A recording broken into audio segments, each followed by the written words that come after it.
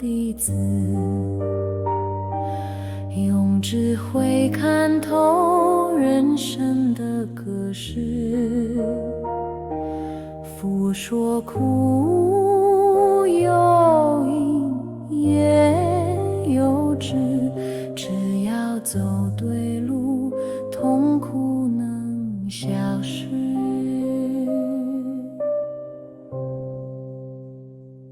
曾苦心问遍天人，最后渔夫才看清真本。他说人生总会苦闷，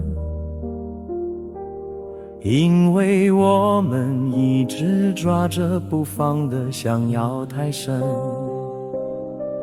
这既痛苦的起点，苦是结果，即是根源。但还有灭它不是梦，是放下以后心真正的轻松。走的方法佛教我道，不是外面就是内心的道，八条路清清楚楚，正见正思维，正语正业正命，正精进正念正定，每一步都走向内心平静。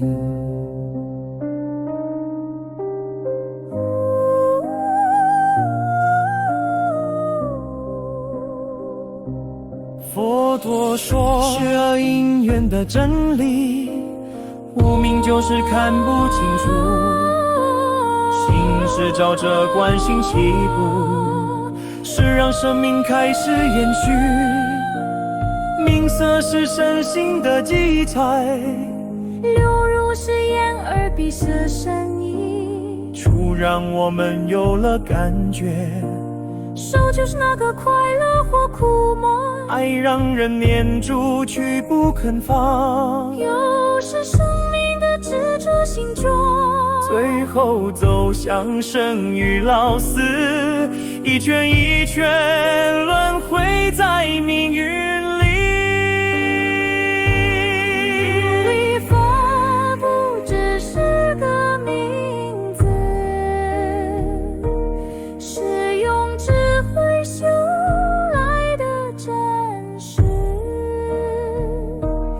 佛说只要明白因果的疏苦，就像云会随风散失。我不是神，也曾迷